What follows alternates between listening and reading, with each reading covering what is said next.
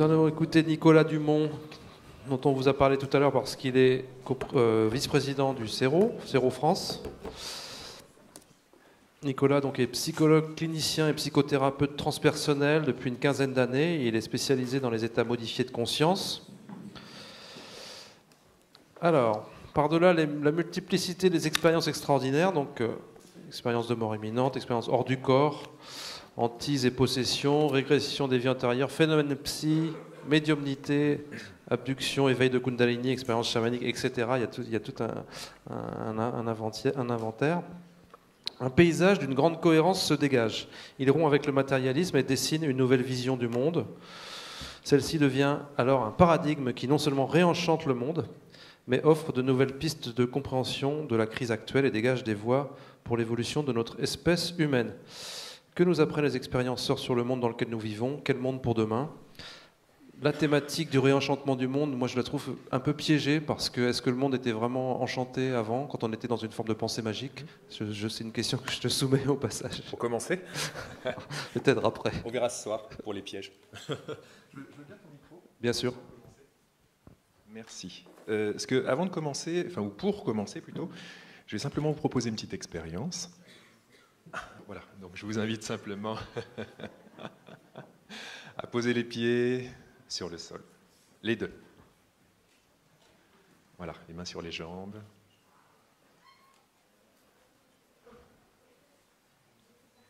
Voilà, confort, et puis juste peut-être garder les yeux ouverts, mais les orienter vers le sol.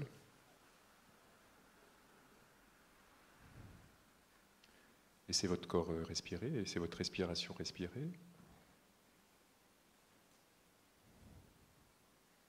Puis simplement observez à combien vous êtes présent maintenant. S'il y avait un pourcentage, qu'est-ce qui viendrait ?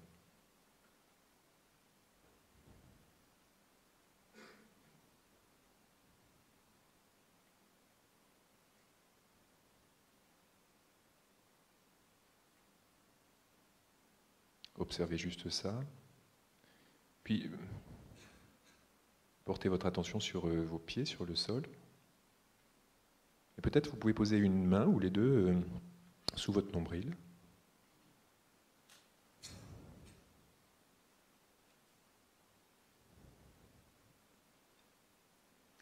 Et puis, portez votre attention sur vos pieds sur le sol, votre bassin, toutes les zones stables de votre corps. Et puis, ressentez la terre sous vos pieds. Il y a le sol sous vos pieds, mais représentez-vous la terre sous vos pieds.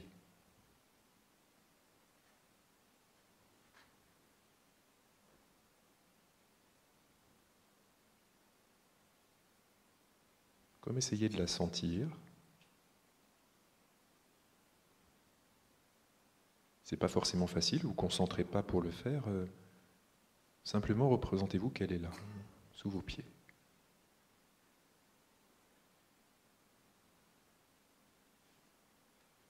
Comme si vous laissiez descendre votre attention, pas seulement dans vos pieds, mais sous vos pieds.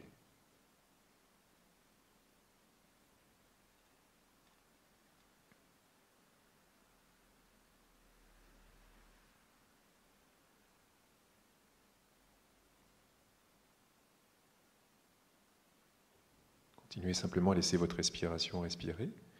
Et puis, mettez votre attention sous votre main, à l'endroit où est votre main ou vos mains. Sentez juste cette zone qui est là et dites-vous à l'intérieur, je suis ici.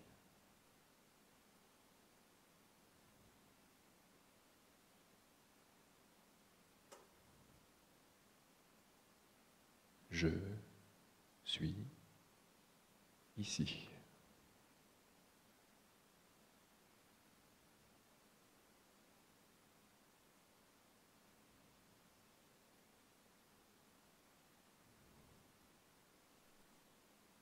Je suis ici.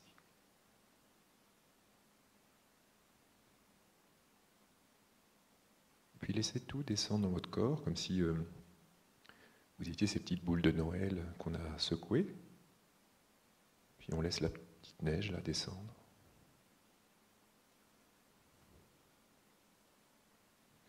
Observez simplement si c'est facile pour vous d'être ici ou si c'est pas facile. Vous ne faites pas de pression avec ça, juste vous observez ça.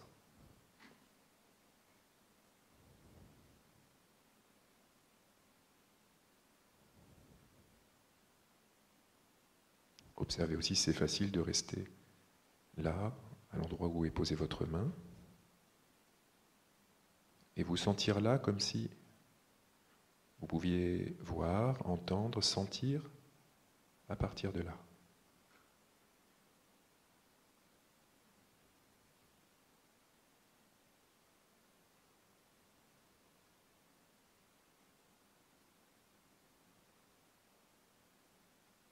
Puis je vous invite à prendre une respiration et à fermer les paupières pour imaginer que sous vos pieds poussent des racines. Vous laissez descendre profond, profond, profond. Imaginez qu'elles puissent aller jusqu'au centre de la terre.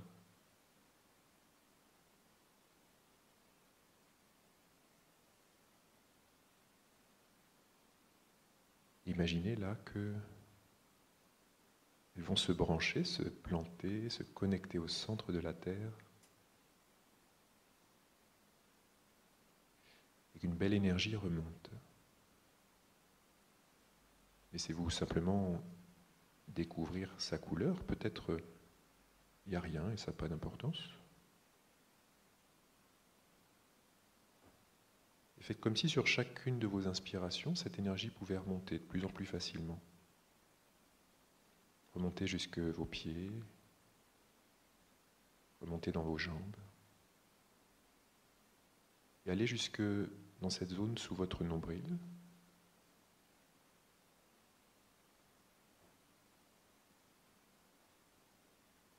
Je suis ici.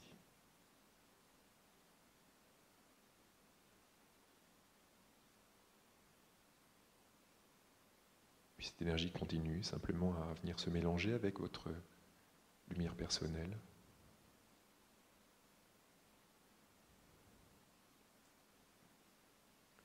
Puis un moment, peut-être simplement parce que vous sentez que c'est le bon moment,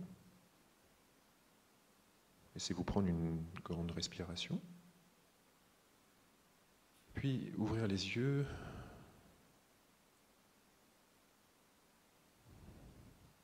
Et simplement pour vous-même, regardez à combien maintenant vous êtes ici. Peut-être c'est moins, peut-être c'est plus, peut-être c'est pareil, juste observez ça.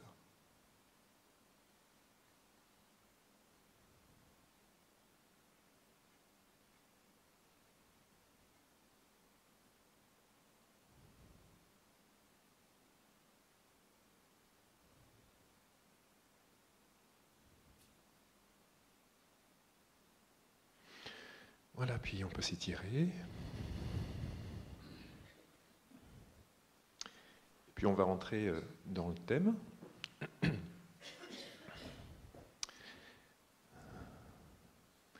Alors, comme l'a dit Jocelyn, donc, je suis Nicolas Dumont, je suis psychologue clinicien d'orientation transpersonnelle. Transpersonnelle, ça veut dire qui va au-delà de notre identité personnelle. Ça veut dire qu'il considère l'humain comme au-delà simplement de sa manifestation corporelle et psychologique. Donc qui accueille l'ensemble des expériences extraordinaires qu'on peut vivre et l'idée que nous sommes une âme sur un chemin d'homme et que ça pas vraiment à partir, mais en tout cas en accueillant cette vision-là aussi qu'on accompagne les personnes qui viennent nous rencontrer, quoi. C'est d'ailleurs pas une conception qui vient a priori, c'est pas une conception théorique, en disant ben voilà, on présuppose qu'il y a une âme, c'est simplement que l'accompagnement avec les techniques, disons, de modification de la conscience génère des expériences spirituelles. Voilà, c'est-à-dire que l'humain, en s'ouvrant de plus en plus, finalement, rencontre des niveaux spirituels en lui et à l'extérieur de lui. Voilà. Donc c'est à partir de l'expérience, en fait, qu'on en tire comme une conclusion, disons, qu'il y a un niveau spirituel en nous, il y a un niveau spirituel à l'extérieur de nous. Même si ce niveau qui est un monde du dedans et un monde du dehors peut tout à fait se discuter. D'ailleurs, c'est intéressant de regarder qu'en Occident, la notion d'invisible, on l'a mis à l'intérieur de nous. On en a fait un invisible à l'intérieur qu'on va appeler l'inconscient. Mais ça reste un invisible qu'on a juste localisé au-dedans, parce qu'on ne voulait plus le voir au dehors, sauf dans les églises, c'est-à-dire caché du monde laïque. Voilà, quand on essaie de le réintroduire dans le monde laïque, bah, on peut le faire, mais dans des espaces comme ça, je ne suis pas sûr que ça... Enfin, même si ça s'ouvre de plus en plus dans les médias mainstream, ce sont des questions qui restent assez enclavées quand même, hein, de positionner, il y a une réalité invisible, et puis on entre en relation avec elle, ou elle entre en relation avec nous, quoi. Voilà. Donc, je l'ai noté aussi à travers les différents intervenants aujourd'hui, et moi aussi, en fait, on a été beaucoup... Finalement, ce qui nous a mis sur ce chemin-là, ça a été l'expérience. Soit l'expérience des synchronicités, soit l'expérience d'une rencontre avec un ovni, soit l'expérience... une expérience personnelle en fait d'ordre psychospirituel qui tout à coup vient mettre comme ça quelqu'un dans un chemin d'ouverture, va se mettre en quête pour essayer de comprendre finalement avec quoi j'étais en relation. Et plus on s'ouvre, plus des phénomènes se produisent, et puis plus on rencontre d'autres niveaux, et la quête finalement est sans fin, quoi. Moi, dans mon expérience personnelle, ça a été... disons la rencontre avec un outil, la respiration holotropique, qui a été vraiment la fusée, la rampe de lancement en fait vers les niveaux transpersonnels, parce que je venais plutôt je sortais d'une formation plutôt académique, très académique, même si l'hypnose tout de suite m'avait passionné parce que j'étais depuis ado passionné par la parapsychologie. Mais je pensais l'aborder par un biais plus académique en fait, hein, et c'est vraiment les rencontres avec l'expérience spirituelle qui ont catapulté ça autrement, quoi. Et puis à partir de là, bon, il y a eu différents chemins de synchronicité qui m'ont conduit jusqu'à l'INRES, l'Institut de recherche sur les expériences extraordinaires, qui a été fondé par Stéphane Alix. Et à partir de mon entrée à l'INRES, en fait, il y a eu une autre synchronicité qui était assez rigolote, en fait, et que tous les professionnels quasiment peuvent rencontrer. C'est que autant avant de rentrer à l'INRES, je me disais j'aimerais bien rencontrer des personnes qui vivent des expériences extraordinaires, puis ils venaient pas. Et puis au moment où je suis rentré à l'INRES, en fait, ils ont commencé à arriver sans savoir que j'étais à l'INRES. Simplement, il y a quelque chose qui était prêt et les personnes ont commencé à arriver, et donc j'ai accueilli de plus en plus de situations, de gens me parlant d'expériences de mort imminente, de sortir du corps, d'éveil énergétique, sans d'ailleurs pouvoir forcément nommer ce qu'ils vivaient, mais simplement sentir qu'avec moi ils pouvaient le faire en tout cas. Que là il y avait un espace où ils pouvaient s'ouvrir de ça et commencer à essayer de le penser. Parce qu'un endroit qui est vraiment compliqué, c'est quand on ne peut pas le partager et que du coup ça devient de l'impensable. Il n'y a plus de culture en fait pour m'aider à rentrer en relation avec ça. Et ça c'est quelque chose qui peut être compliqué pour certains, moins compliqué pour d'autres, parce que quand il n'y a pas de culture, on peut la créer soi-même, hein. Alors bien sûr, ça peut nous emmener dans la psychose, mais ça peut nous emmener aussi dans, sinon l'éveil, en tout cas un éveil et puis un chemin personnel pour entrer en relation avec des niveaux, disons, invisibles.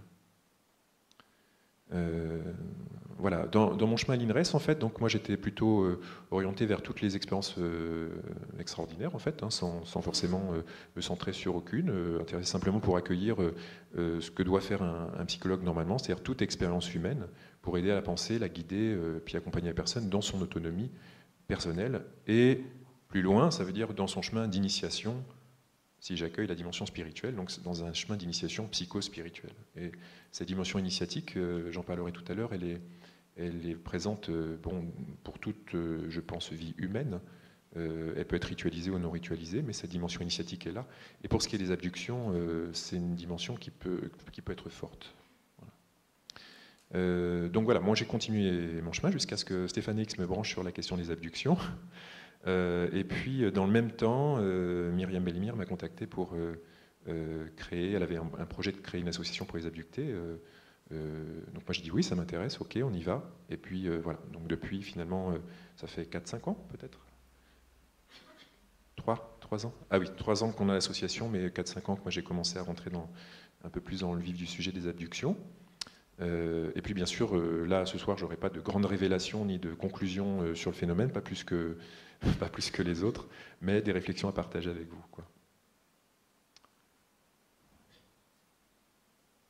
Voilà, une chose qui me semble importante là, d'abord vraiment je remercie Sonia et puis Olivier Leroy, hein, pour l'organisation du colloque.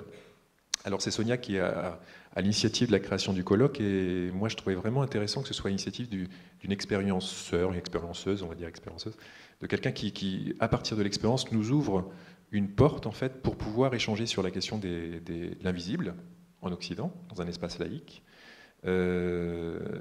et à plus forte raison sur la question des ovnis et puis des abductions, des contacts en fait avec des intelligences exogènes. Et je trouve que c'est vraiment important parce que cette dimension d'éveil de la conscience, pour moi, il y a comme une sorte d'urgence. Najib a pointé ce matin dans son historique vraiment très clair sur la relation entre les ovnis et le nucléaire, disons l'urgence d'une situation pour laquelle une intelligence exogène pointe le doigt, en fait. Et depuis le début de l'histoire de l'ufologie, en fait, hein, enfin de l'histoire, on ne parle pas de la préhistoire, mais en tout cas de l'histoire de l'ufologie, ça c'est là depuis le début, et c'est là depuis le début pour les rencontres, que ce soit les contactés ou les abductés, sur cette question-là de la menace écologique, et puis la question du nucléaire. Ça c'est vraiment deux questions qui restent centrales, avec un niveau d'alerte qui monte en fait. Voilà. Donc je pense que c'est vraiment important qu'on s'éveille, et que l'éveil, on parle d'un éveil de conscience collective, et moi je pense que cet éveil de conscience, il est lié aussi à un éveil humain qui sort de son ego d'humain, qui se regarde en tant qu'humain, mais s'éveille, effectivement, comme le pointait Myriam tout à l'heure, à se replacer dans un tout cosmique, même si le dire comme ça peut faire un peu New Age, quoi.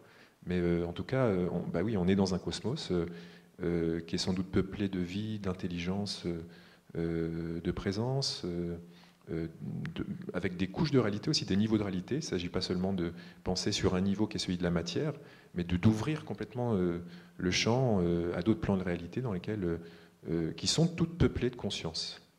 Et Jocelyn parlait il y a une semaine pile, je trouve que c'est une belle synchronicité, il y avait un congrès sur les expériences de mort imminente. Là, ce week-end, ça concerne la question OVNI, entre autres, les mondes invisibles un petit peu plus vastes. Mais c'est vraiment l'ouverture de deux mondes. Hein. Un qui est presque dans la verticalité, je dirais, avec la question de la mort, de la conscience après la mort, et un autre, je dirais pas qui est sur le plan de l'horizontalité avec les autres planètes, parce que je pense que quand on écoute le récit d'abductés, le fait qu'ils sont en relation avec des êtres qui peuvent être sur plusieurs dimensions à la fois me semble une donnée à prendre en compte. Parce que imaginons cette scène-là. Vous êtes un personnage de BD. Donc vous vivez en deux dimensions dans une BD. Donc c'est plat, un espace plat en fait, hein, avec un temps qui est séquencé, parce que vous avez à chaque fois une case, hein, vous vivez de case en case en fait. Hein, donc votre vie c'est avec des pensées comme ça qui sont inscrites dans un présent séquencé. Hein. Imaginons maintenant qu'un lecteur qui est en train de regarder la BD veut intervenir pour entrer en relation avec vous en fait. Bon, il va peut-être commencer à vous parler, et le son va vous paraître très bizarre parce que venant de partout, et puis s'il veut commencer à rentrer en relation physique avec vous, il va déformer en fait la page pour vous. Et en déformant la page, ça va déformer votre espace-temps, ça va déformer votre champ de conscience également, et vous aurez une vision assez bizarre en fait du lecteur. Il va être déformé, hein, parce qu'il ne va pas pouvoir entrer en relation avec vous directement, quoi. Maintenant, s'il vous attrape et qu'il arrive à vous faire sortir dans la 3D, vous allez vivre une expérience assez étrange déjà sensoriellement, et puis vous allez vivre une expérience de contact avec un niveau exogène, et quand vous serez ramené dans la 2D, en tant que personnage de BD, non seulement ça va être compliqué de ramener l'information, parce que passer de la 3D à la 2D, vous perdez de l'information, et ça va être très difficile d'en rendre compte à ceux qui sont proches, parce qu'ils n'ont pas le concept de sphère, de cube, de 3D, quoi. Donc ça va être un aspect compliqué. Un autre aspect, c'est que je ne sais pas si vous êtes déjà allé voir un psy. psychiatre ou colloque ou comotricien, etc. En fait, imaginons un psychanalyste, disons, modèle du psychanalyste, ça veut dire une personne silencieuse. Si je prends ce modèle-là. La première chose que vous allez faire, ça va pas être de rencontrer un psychanalyste. Pas du tout, hein. Mais pas un instant. Hein. En rencontrant quelqu'un de silencieux, de neutre, vous allez d'abord vous rencontrer vous. Ça veut dire tout de suite rencontrer vos projections sur l'autre. Vous allez dire, il ne m'écoute pas, qu'est-ce qu'il me veut, vous êtes tendu, ou alors vous allez dire, oh super, quelqu'un enfin qui m'écoute, qui est juste là, qui ne me renvoie pas ce que ça lui fait, etc. Bon. Vous voyez, c'est-à-dire que vous allez vous rencontrer vous au travers de l'autre. Voilà. Alors ça c'est une projection simple, hein. C'est-à-dire que la personne en face de vous, elle ne va pas se déformer complètement. Elle va se déformer un petit peu. Un petit peu. J'avais une patiente un jour, pourtant moi je suis dans l'interaction, hein, mais je l'écoutais à un moment qu'elle me parlait, puis l'écoutant, je pense que mon visage s'est un peu évidé d'une réaction affective, j'étais présent, et tout à coup elle me regarde et elle me dit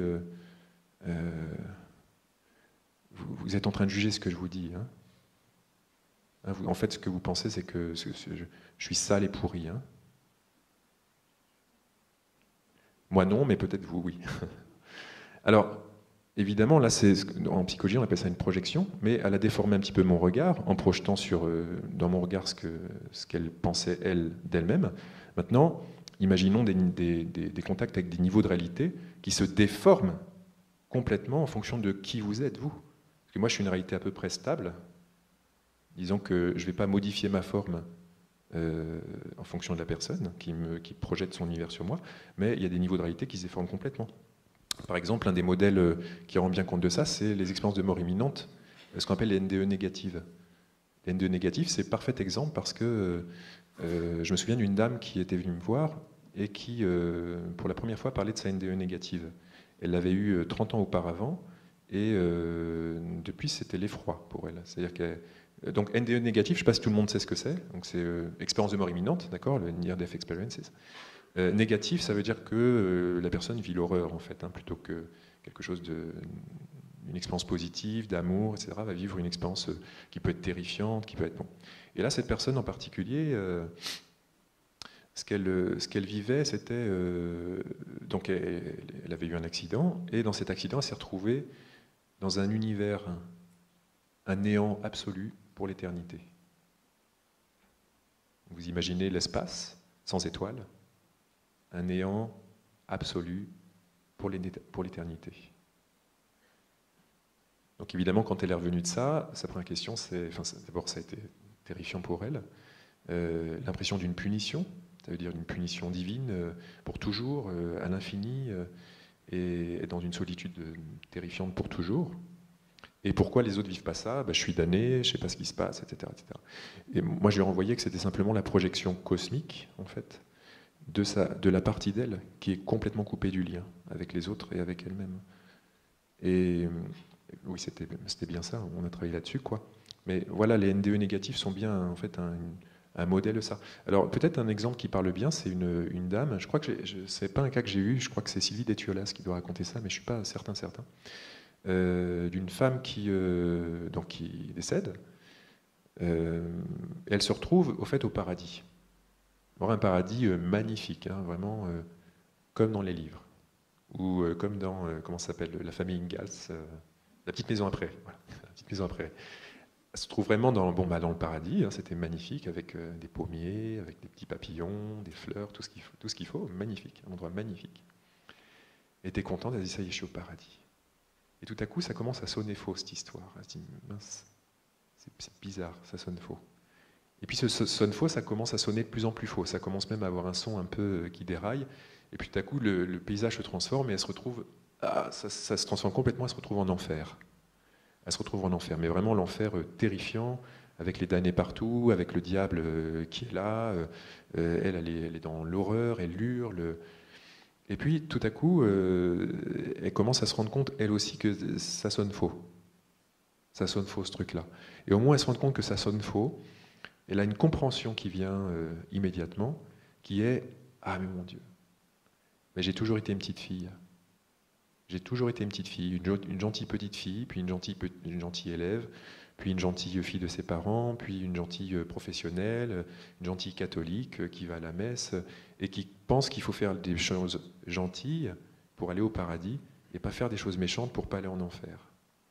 Et là, prenant conscience de son côté très infantile, en fait, ça se défait, enfin, en elle, avec une compréhension, un ravissement.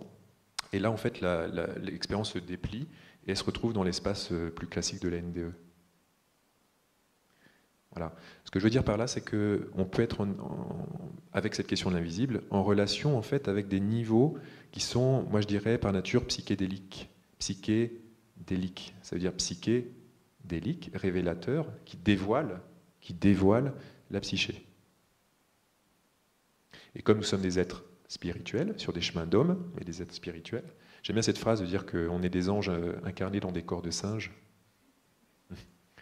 Eh bien, évidemment, ça nous met en relation dans des niveaux spirituels, mais qui sont aussi psychiques, psycho-spirituels, puisque nous sommes dans un chemin d'évolution et que ce chemin-là est par nature initiatique, au sens initiatique à nous-mêmes. J'aimais bien la formule ce matin de tout à l'heure de Philippe Guillemont qui disait à propos des aliens. Moi, j'aime bien le mot alien parce que c'est pas extraterrestre, c'est les autres et ces intelligences exogènes. Où Philippe, tu disais. On est dans un parc d'enfants, là, l'humanité, ils sont comme des parents là, qui peut-être de manière bienveillante, interagissent, interviennent. Et c'est vrai que nous sommes... moi, je suis un petit peu plus sévère, je pense vraiment qu'on est des adolescents suicidaires. Là, actuellement, on est vraiment dans une espèce de crise d'adolescents suicidaires. La question, c'est est-ce qu'on va traverser notre crise et est-ce qu'on ne va pas avoir besoin d'une intervention extérieure pour nous réguler, quoi. Ça, l'avenir nous le dira. De toute façon, c'est toujours le réel qui tranche dans ces histoires-là. Hein.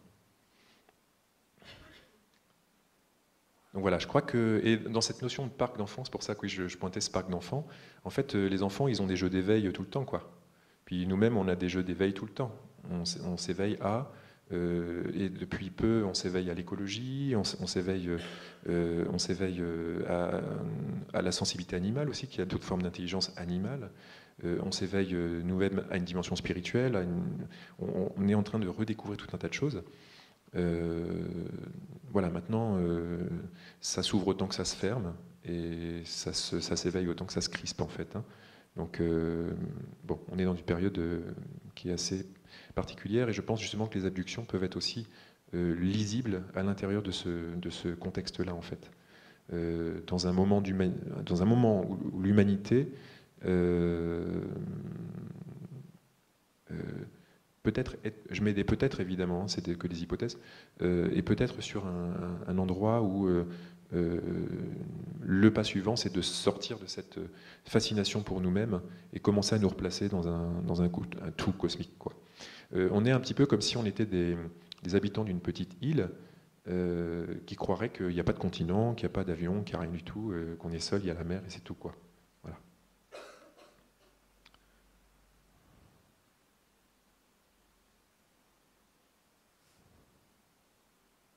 Alors, je vais retourner vers mon petit truc.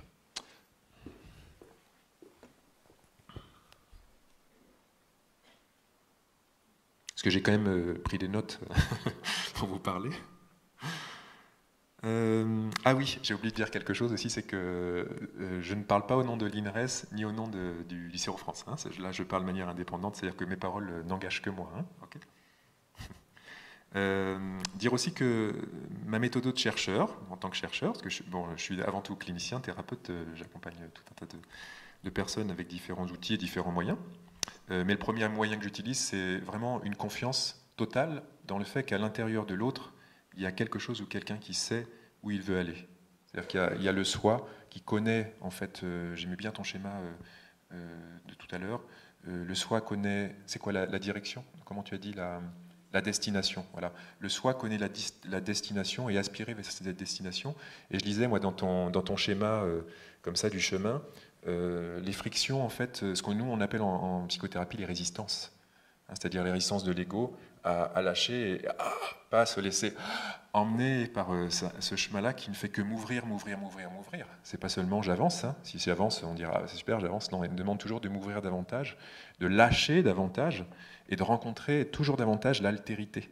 Et que ça, c'est une notion difficile parce que on est toujours tenté, y compris dans nos théories, de nous ramener, nous, à nous et rien que nous. Nous et rien que nous. Or, c'est bien le frottement avec une altérité dont il est question, et dans les abductions, cette question de l'altérité, elle est première. C'est pour ça que, pour ma part, la rencontre avec les expérienceurs m'a fait lâcher le doute qu'il puisse y avoir juste une dimension psychique. Ça veut dire juste une manifestation du soi. Par exemple, qui est la dimension du soi qui soit là, qu'il y ait des éléments psychédéliques, je dirais, qui soient présents dans l'expérience. Je répète psychédélique au sens de dévoilement de ma psyché quand je rencontre un autre, hein, comme quand je vois le psy, là, mais en plus fort. Ça, pour moi, ça fait aucun doute. Maintenant, qu'il y ait une altérité ne fait aucun doute non plus. On n'a pas, pour le moment, mais je veux bien qu'on me démontre le contraire, mais pour le moment, on n'a pas de syndrome de stress psychotraumatique qui viennent sans frottement avec le réel. Parce que le réel, c'est le trauma, pardon, la dimension d'un psychotrauma, c'est vraiment le réel qui fait effraction en moi. Hein. Effraction en moi. Dans la question d'ailleurs, tu parlais de deux pôles, comme ça, de relations, c'est-à-dire il y a de l'exogène et il y a moi. En fait, je dirais qu'on est toujours en train de manœuvrer comme ça un compromis dans la relation en fait, avec l'altérité, avec l'autre, quoi. Et que si je tire trop la couverture de mon côté et qu'il n'y a plus d'autre, c'est la psychose. Je suis entre moi et moi dans mon délire personnel, en fait. Et si la réalité tire trop, ou le réel, pardon, tire trop la couverture de son côté, et que j'ai plus, moi, mon pouvoir, c'est le trauma. Le trauma me rentre dedans, et là, me fait fraction, et je dois après faire avec ça. Alors évidemment qu'il y a une dimension initiatique dans le trauma, ça c'est clair. D'ailleurs, quand on regarde l'initiation, la question du rituel initiatique, sa visée, c'est de créer un trauma, mais un trauma organisateur, qu'on pourrait substituer à un trauma désorganisateur. Et tout le travail pour moi de l'accompagnement d'un traumatisme, c'est justement de transformer du traumatisme désorganisateur en trauma organisateur, de croissance, quoi. Alors, pour moi, après, en tant que la casquette chercheur, pour moi, la méthode de chercheur, elle vise à éviter ou écarter deux écueils qui ont été pointés par l'anthropologue Michael Harner, et qui concerne donc deux critiques qu'il fait à la science occidentale. Et je trouve que c'est des critiques importantes, intéressantes. La première, il vient pointer notre ethnocentrisme. Il dit la science occidentale, elle est ethnocentrique. C'est-à-dire qu'elle le considère comme digne d'intérêt que les connaissances provenant de sa propre culture, en dévalorisant les savoirs venant de l'Inde, de l'Amérique latine, tous les pays qui seraient non occidentaux. Le deuxième écueil, c'est éviter le cognitivocentrisme. Le cognitivocentrisme. Cognitif, donc centré sur la cognition, ça veut dire centré sur le fait que seules les données analysées venant de l'état de conscience normal, ordinaire, ont de valeur. Ça veut dire qu'en gros, je vais t'écouter seulement si ce que tu me dis, ça s'étaye sur le fait que tu es en état normal de conscience. Si tu me dis, ah bah tiens, j'ai une donnée importante à te dire, j'ai pris du LSD, tout à coup, j'ai une révélation, il faut que je te dise.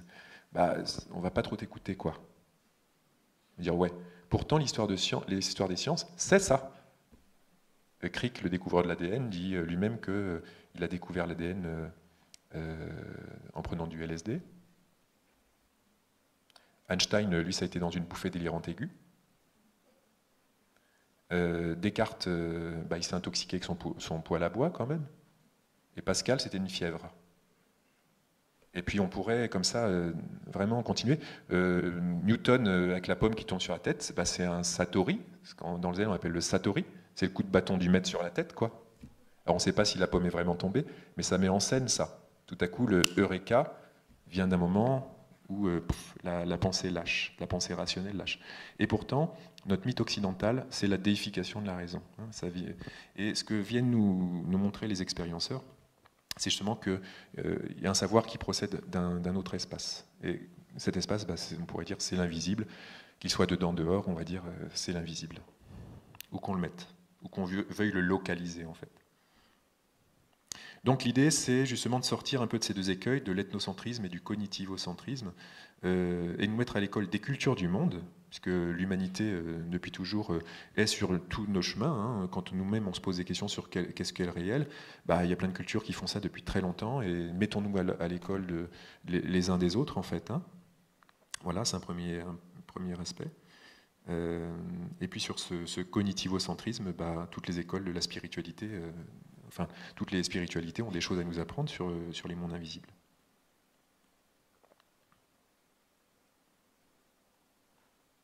Ça va pour l'instant? Alors, évidemment, sur ce chemin-là, en fait, qui est un chemin d'ouverture, d'éveil d'ouverture, on pourrait dire que le premier écueil, le premier risque, bah, c'est simplement la fermeture. Et la fermeture, c'est la peur. Hein, c'est la peur. C'est la peur. Et donc, c'est le premier endroit où il faut travailler. Par rapport au cognitivo-centrisme, je reviens parce que j'ai raté un petit espace dans mes notes. Je pense par exemple à quand vous écoutez un récit de NDE, l'expérience de mort imminente, en fait, il peut y avoir deux façons de l'écouter. Premier aspect, c'est de l'écouter à distance, hein, c'est d'écouter l'expérience, et puis, ah, t'as vécu ça, ah oui, alors, mais dis-moi, bon. Un deuxième endroit, c'est juste de s'ouvrir à ce que l'autre est en train de me raconter, parce que si celui qui a vécu la NDE vous la raconte comme un récit comme ça, bon, bah, c'est un récit comme ça. Hein. Si maintenant celui qui a vécu la NDE se rebranche sur l'expérience qu'il a vécue et vous raconte d'une manière vivante ce qu'il a vécu, alors là, vous avez un cadeau qui est bien plus vaste qu'un récit. Moi qui me fait pleurer à chaque fois, c'est que la personne se remet dans le niveau de conscience, en fait, où elle était quand elle a touché l'expérience. Et dans ce niveau de conscience, ce contact avec un autre niveau de réalité passe le vent du large. Hein, et là, ça passe jusque vous. Et là, vous avez la possibilité d'être touché par quelque chose qui dépasse simplement un récit qu'on pourrait regarder d'une manière comme une autopsie d'un récit qui serait posé comme ça sur un bouquin, quoi. Voilà. Donc ça, moi, j'invite vraiment à sortir du cognitivo-centrisme. L'approche cognitive est très bien, mais c'est juste un point de vue. Ça ne veut pas dire du coup il faut diaboliser, pas du tout. C'est juste l'autre extrême. Non, c'est simplement de se relier avec différentes cultures, différents points de vue, et puis juste se parler. Hein, c'est pas plus compliqué que ça. Hein. Se parler, se respecter, déjà, c'est peut-être juste tout simple. Hein.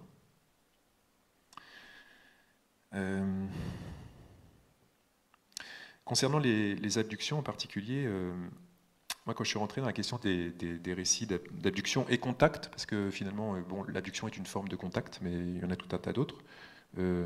Après, est-ce que l'abduction est le fin mot, ou est-ce que c'est une forme effectivement symbolique de rencontre? Est-ce que c'est une forme psychédélique d'une certaine manière? C'est difficile de trancher là-dessus, mais en tout cas les expérienceurs témoignent du traumatisme dans leur corps, hein, dans leur chair. Hein. Donc peut-être qu'il y a une mise en scène symbolique d'une culture, mais qui passe vraiment par une expérience vécue dans la chair. Alors, quand moi je suis rentré dans la question des abductions, j'avais quand même une conception assez tollé-boulon de la question en fait. Hein. C'est-à-dire pour moi c'était très matériel. J'envisageais pas qu'il y avait des aspects que les enlevés puissent être par exemple raptés dans leur corps éthérique. Ça pour moi c'était, j'envisageais même pas. Et pourtant, je travaille avec des personnes qui ont des expériences de sortir du corps, etc., qui ont des niveaux éthériques. Ok, je peux le considérer, mais je ne l'envisageais pas, en fait. Et ça a été la première chose que j'ai rencontrée avec les abductés, c'est-à-dire une gamme d'expériences beaucoup plus vaste que ce que je m'imaginais trouver à la base. Ceci dit, moi, j'étais pas perdu, j'étais plutôt en terre inconnue, c'est juste j'étais surpris. Mais comme j'abordais les expériences extraordinaires de manière vaste, bon, pour moi, c'était lisible ce qui se passait, dans quel territoire, je dirais, il se trouvait. Par exemple, je vais prendre un petit détail de l'expérience, parce qu'il y a plein de points de détail, mais chaque point de détail est enseignant de tout un tas de choses. Donc un point de détail, par exemple, c'est les expériences télépathiques, décrites avec les entités. C'est-à-dire comment ça se passe, en fait, un contact télépathique. En fait, ce contact télépathique fait émerger de l'information dans le bagage interne Non, ça c'est trop compliqué. Je vais le dire comme ça. Si par exemple, je veux vous transmettre télépathiquement un bébé, je vais penser moi par exemple à un petit bébé, puis je vous le dis pas ce que c'est, d'accord? Je vais vous le transmettre télépathiquement. En fait, ce que vous allez capter comme information, ça va pas forcément être un bébé. Ça ne veut pas dire que vous allez vous tromper dans la télépathie, ça veut dire simplement qu'il y a beaucoup de bruit mental et que vous allez être touché par une facette de ce que c'est qu'un bébé pour vous personnellement. Imaginons que vous avez horreur des bébés, que pour vous ça fait du bruit et ça pue. Bah, peut-être vous allez, excusez-moi, vous allez peut-être avoir une image en fait très agréable en fait qui vous vient, d'accord? Maintenant, peut-être pour vous, le bébé, c'est vraiment la naissance, c'est quelque chose qui commence. Et peut-être vous allez avoir un lever de soleil qui va venir. D'accord? Ça veut dire que l'information passe bien, mais elle va venir vous toucher de manière intime et émerger, comme ça. Bon, ça c'est quelque chose qu'on voit très bien dans les récits avec les contacts extraterrestres. Tout le monde, les expérienceurs nous disent « ils me contactent de manière télépathique ».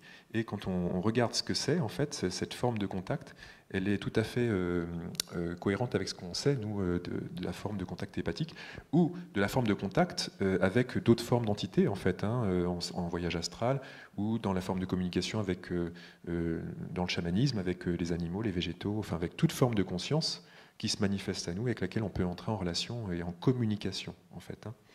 Et là-dedans, je reviendrai un petit peu tout à l'heure, mais la question de l'empathie et de l'amour, en fait, elle est centrale.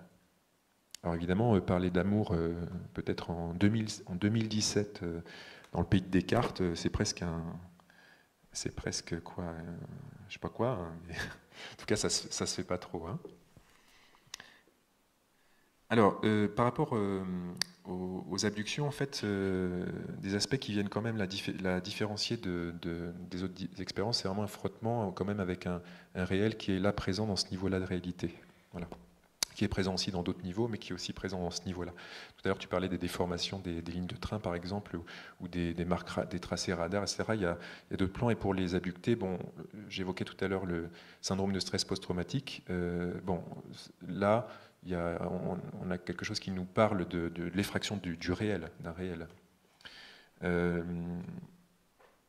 Les missing time aussi, les temps manquants, ça c'est quelque chose qu'on rencontre pas à ma connaissance trop dans d'autres formes d'expérience, même si, ceci dit, j'ai eu des récits de personnes qui me décrivent des déformations du temps, en fait. J'ai une dame qui me parlait justement d'une expérience de retour dans le passé, où elle était, elle rentrait chez elle du travail, et puis au moment où elle arrive en fait chez elle, elle voit sa fille qui sort de la maison, et puis qui dit maman, il faut que tu m'emmènes au champ. J'ai une course à faire. Elle dit ok, monte, allez. Donc elle la monte et puis elle fait la route jusqu'au champ.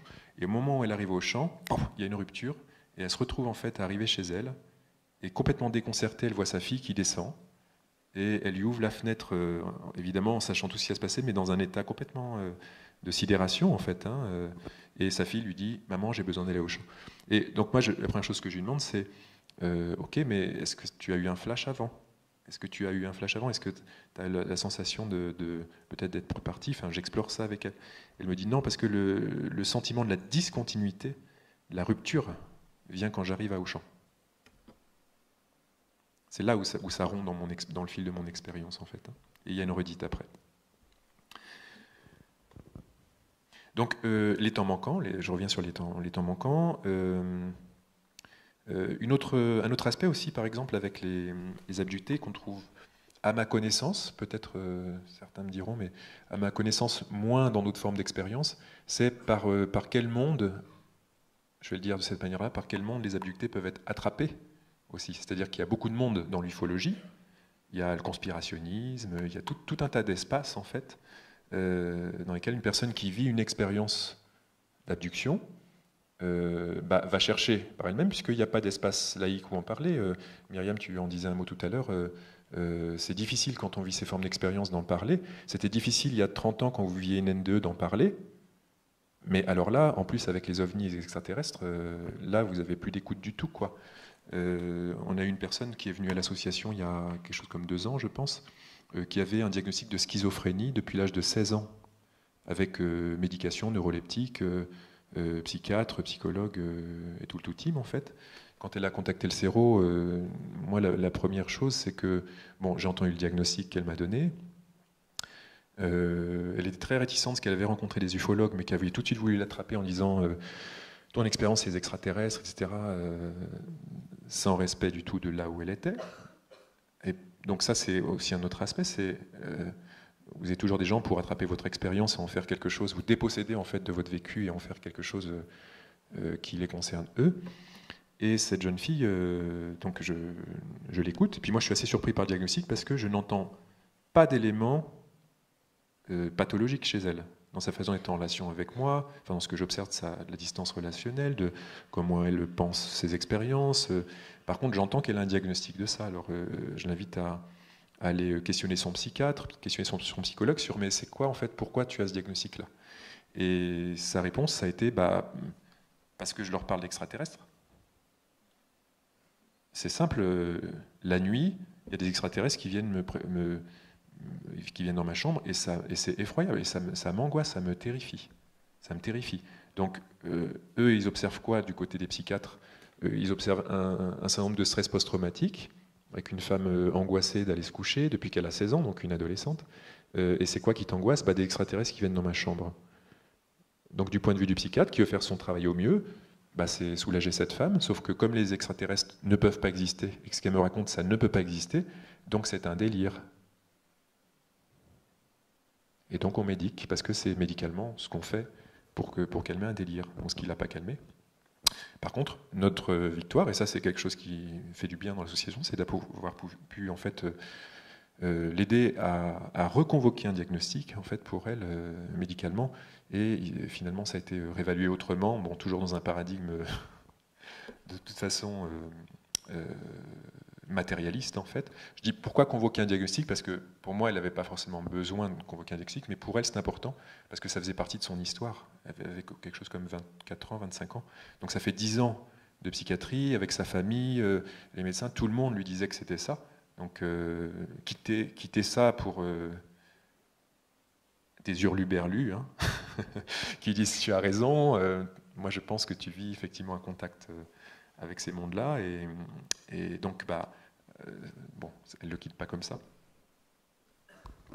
Mais effectivement pour moi elle n'avait pas du tout de troubles psychopathos.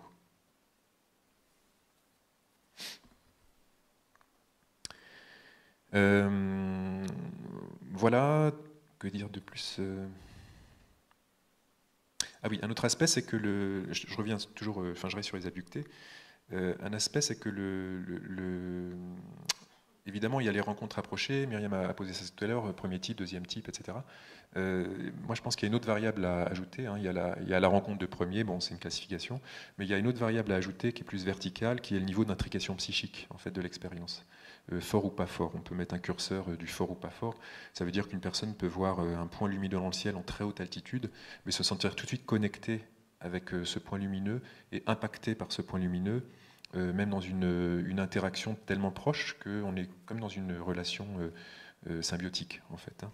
Enfin, au sens qu'il y a comme un jeu en fait, de communication directe avec ce point lumineux dans le ciel. Voilà. Et on peut avoir des rencontres beaucoup plus proches dans lesquelles l'intrication est faible, l'intrication psychique est faible. L'autre point, c'est la dimension initiatique en fait, de l'expérience.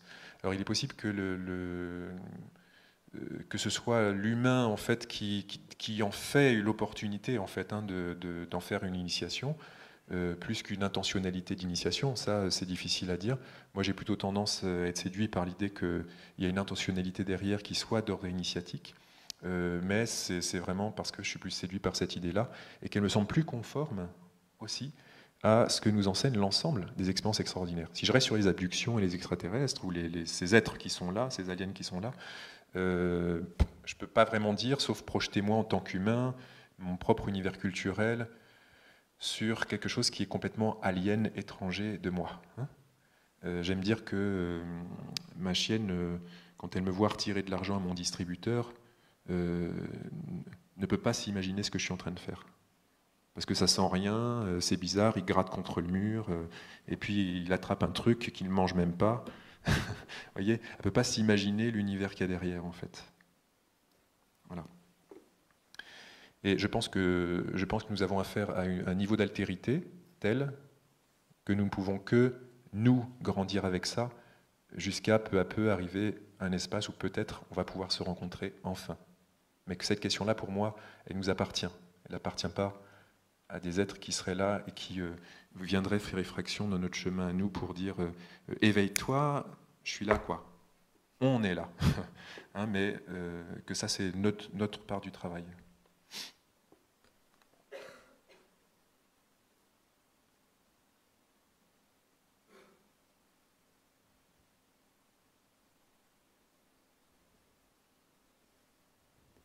Je suis obligé de passer un peu mon texte parce que, comme je ne l'ai pas du tout suivi.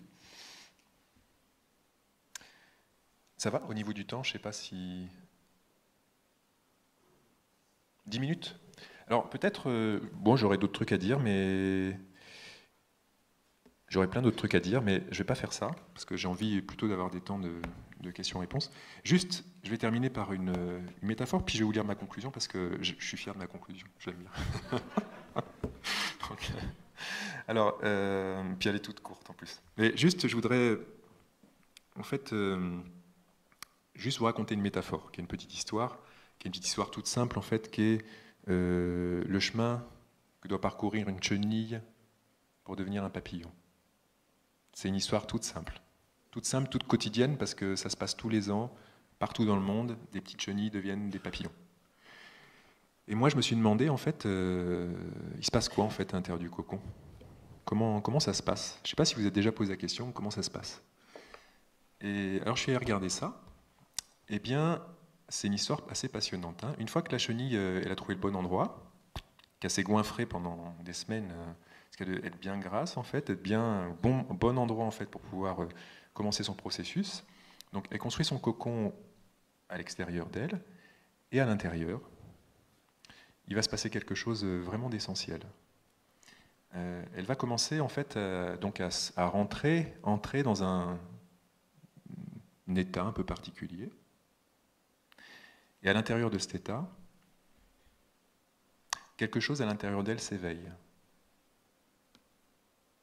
Et cette chose qui s'éveille, c'est ce qu'on les biologistes ont appelé des cellules imaginales. C'est joli, hein? Cellules imaginales. C'est le vrai nom. Ces cellules imaginales étaient dormantes en fait depuis le début de sa vie de chenille, mais là, à l'intérieur, elles se réveillent. Et elles commencent à migrer les unes vers les autres. Ça, c'est le deuxième moment. Les cellules imaginales se réveillent et migrent les unes vers les autres. Et migrant les unes vers les autres, elles commencent à se rencontrer à l'intérieur du corps de la chenille et créer ce que les biologistes appellent des disques imaginaux. Des disques imaginaux. Une fois qu'on en a à l'étape des disques imaginaux, le système immunitaire de la chenille se réveille lui aussi et sent une menace qui vient de l'intérieur. Et donc le système immunitaire se met en branle pour détruire les envahisseurs. Ok? Parce qu'il ne les reconnaît pas comme siens. Et il commence à rentrer en lutte contre les disques imaginaux. Mais les disques imaginaux sont déjà les uns avec les autres et continuent, eux, à croître et se multiplier. Et on connaît la fin de l'histoire, on sait qui perd et qui gagne. Ce qui gagne, c'est la vie, qui sait où elle va. Ce qui perd, c'est l'endroit qui résiste. Et de fait, ce qui va se passer, et là c'est passionnant, c'est que le corps de la chenille, son système immunitaire va s'effondrer et tout son système biologique s'effondre. S'effondre totalement. Et à cette étape-là, si vous ouvrez le cocon, c'est de l'eau à l'intérieur. Il n'y a plus rien. Il y a une bouillie biologique, il n'y a plus rien de visible. Hein, c'est de l'eau. Et ce qui va se passer, c'est que les disques imaginaux eux, continuent en fait à se déployer, à se développer, et continuent à créer la structure et réutiliser la bouillie biologique, cette masse vivante chaotique en fait, pour la réorganiser sous la forme de ce qui sera le papillon. Et vous connaissez la suite, il ouvre, il sort, et plus jamais il sera terrien, sauf quand il se pose, mais il sera aérien, et il a complètement changé de forme, quoi. Et je ne sais pas s'il y a des processus de mort-renaissance qui vont aussi loin. Ça nous arrive, nous aussi, de nous effondrer hein, dans notre structure psychique. Et puis, c'est souvent des moments de croissance, c'est des moments d'initiation. quiconque fait un peu de transe sait ce que c'est, se laisser aller à ce moment d'effondrement-là. C'est apprendre à mourir pour apprendre à vivre. Hein. Alors, allez, je la fais quand même, parce que la deuxième métaphore, c'est, puisqu'on est en période de crise et qu'on ne le fait pas à moitié, en fait, j'aime bien aussi rappeler qu'en chinois, le mot crise s'écrit avec 2 idéogrammes. Je ne sais pas si vous savez ça. Il faut 2 idéogrammes pour écrire le mot crise. Et le premier idéogramme veut dire danger. Danger. Danger, ça veut dire peur aussi. Hein. Danger. Mais le mot danger, il ne veut pas dire crise, il veut dire danger. Donc il faut un 2e idéogramme, et ce 2e idéogramme, c'est chance. Chance. Opportunité. Okay, chance, opportunité. Et moi, je crois vraiment que c'est soit l'un, soit l'autre. C'est les 2 à la fois, effectivement, dans une crise, mais que là, c'est notre partie d'acteur, en fait. On est acteur. Comment on va transformer la crise? Je vais comment on dit changer le tir? Non, il y a une formule pour ça, je ne me rappelle plus. Bref, c'est qu'est-ce que je vais utiliser là? Je vais rester dans ma peur et me fermer, ou alors je vais m'ouvrir au potentiel de transformation de la crise et y aller, en fait. Hein. Et ça demande beaucoup de foi ou beaucoup d'amour. Hein. Alors, bon, le reste de ce que j'ai à dire, on verra peut-être à la table ronde. En conclusion, l'approche des expériences extraordinaires réenchante un monde qui s'embourbe dangereusement. Mais en réalité, le monde ne se réenchante pas. C'est notre regard qui s'était désenchanté. Hein. Et l'écoute des expérienceurs nous ouvre sur des pistes fascinantes. Elle réveille en nous l'émerveillement et le sentiment du mystère, dont Einstein disait qu'il était la source de tout art et de toute science. Et au cœur même de l'émerveillement, on entend un mot qui revient dans la plupart des récits d'expérienceurs, un moment ou un autre de leur témoignage, et ce mot est amour. Alors si l'amour est la réponse, alors il y a encore de quoi espérer.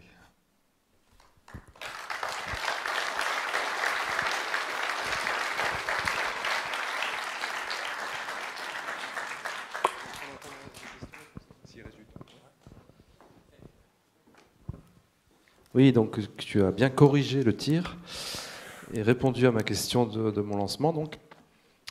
Et ta métaphore de la chenille du papillon, ça m'évoque l'alchimie, enfin l'œuvre noire aussi, hein, qui est une mort, renaissance, enfin voilà, juste au passage. On peut prendre 5 minutes si vous voulez pour quelques questions, pour ceux peut-être qui ne seront pas là ce soir. Alors, est-ce qu'il y en a des questions pour Nicolas? À moins que tout le monde soit là ce soir, auquel cas il y aura un échange.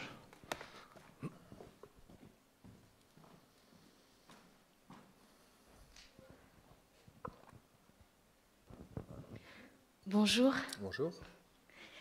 D'abord, grand merci pour ce que vous venez de dire, parce que ça m'a énormément touchée et aussi beaucoup aidé sur mon chemin, qui est celui d'une conscience qui se révèle à elle-même sur toutes les expériences que j'ai eues, qu'elles soient mystiques ou d'ordre de contact avec des aliens. Et entre autres, je voudrais parler d'une expérience qui image tout à fait tout ce que j'ai entendu ce soir, tout ce que j'ai vu aussi comme symbole, et qui nous réunit tous, en fait. Et je prendrai le symbole de l'œil pour ça. Et je dois dire que, premièrement, quand j'ai entendu M. Philippe Guillemont parler dans une interview de son système de vision d'intelligence artificielle sur lequel il travaillait et grâce à laquelle il a eu une prise de conscience du siège de la conscience, c'est ça? Pendant cette expérience-là, à nouveau l'œil. Ensuite, la vision du lecteur dont tu as parlé. Ensuite, dans la physique quantique, l'observant qui change ce que l'on voit, donc la particule qui bouge. Ensuite, les différentes visions religieuses qui ont changé le monde et qui ont amené les religions. Ensuite, les structures visionnées par les chamaniques, les chamans dont parle aussi M. Le Terrier, ces structures qui ont été vues et qui ont été ensuite reproduites dans des arts, comme chez les aborigènes, toutes vues par un œil intérieur. Toutes ces images des intervenants dont l'œil que l'on voit ici des réalités invisibles, à nouveau un œil, l'œil noir des aliens dont aussi John Mack parle et a écrit tout un paragraphe sur cet œil noir qui visionne quand il regarde les êtres humains, ils se sentent comme un intrus dans la psyché, puisqu'elle voit tout, ses yeux voient tout, on ne peut plus se cacher derrière notre ego, c'est une sorte de petite mort, comme cette petite mort aussi que l'on vit avec l'ayahuasca ou alors avec des plantes psychotropes, donc toutes ces petites morts qui nous font évoluer.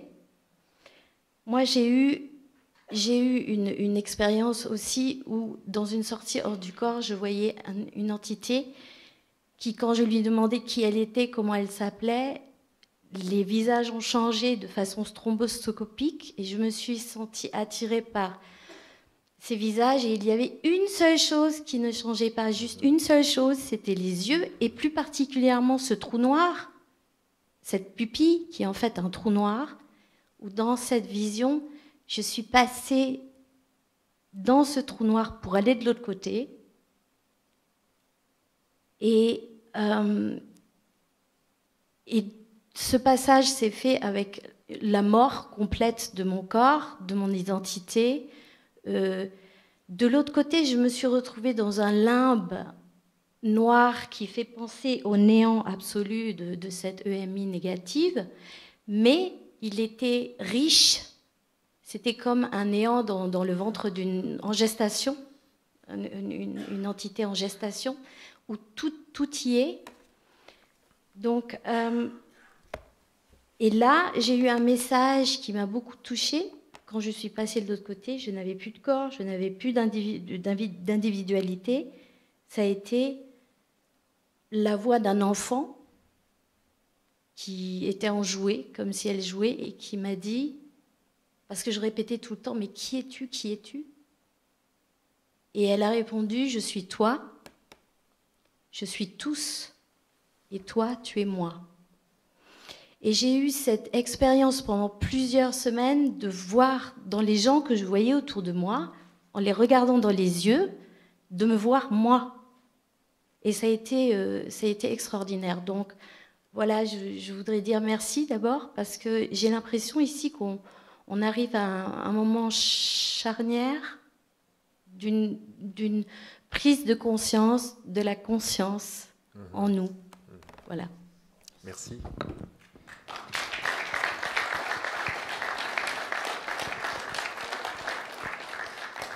Alors, tout notre temps de questions a été mangé. Peut-être tu veux dire un mot. Oui, moi je veux juste rajouter quelque chose. En fait, c'est que j'ai oublié de terminer sur ma métaphore du papillon et des cellules imaginales. C'était pas que pour parler de la processus de transformation, mais quelque chose qui me tient beaucoup à cœur, et qui est l'objet du fait que nous sommes tous là. C'est que ces cellules imaginales isolées ne donnent pas en fait le papillon. Hein. C'est le rassemblage en disques imaginaux en fait qui fait qu'il y a un processus qui prépare et qui fait que le processus est prêt pour l'effondrement. La structure est là après. Et je pense que c'est le fait qu'on se réunisse, le congrès sur les expériences de mort imminente, etc., c'est repeindre collectivement déjà le monde d'après et créer du lien. Créer du lien, pas rester isolé en tant qu'expérienceur, mais effectivement, de quel monde ça parle, et merci de votre partage, et c'est vraiment ça, c'est-à-dire ouvrir des espaces où on peut se parler de cette autre réalité et se tisser ensemble, en fait. Hein. Nous sommes les cellules imaginales de demain. Voilà. Merci beaucoup.